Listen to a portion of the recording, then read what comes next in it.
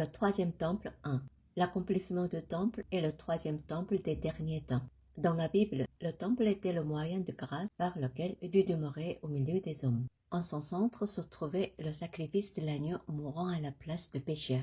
L'histoire du temple, commencée avec le tabernacle, s'est poursuivie avec le temple de Salomon, le temple de Zorobabel et le temple d'Hérode, et s'est accomplie en Jésus-Christ, le vrai temple, et dans sa croix. Puisque Jésus-Christ s'est offert lui-même une fois pour toutes et a pleinement accompli les sacrifices répétés de l'Ancien Testament, finalement, comme le dit Apocalypse 21-22, Dieu et l'agneau eux-mêmes deviennent le temple.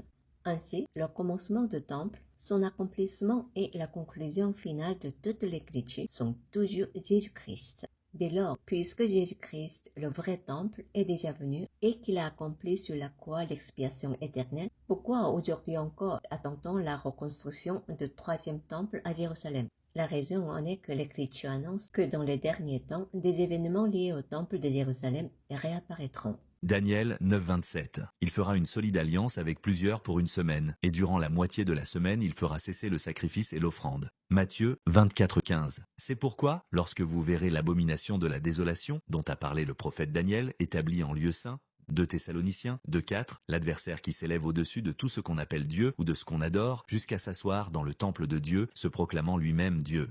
Daniel a prophétisé que, durant les 7 dernières années, des sacrifices seraient offerts dans le temple, puis qu'ils seraient interrompus.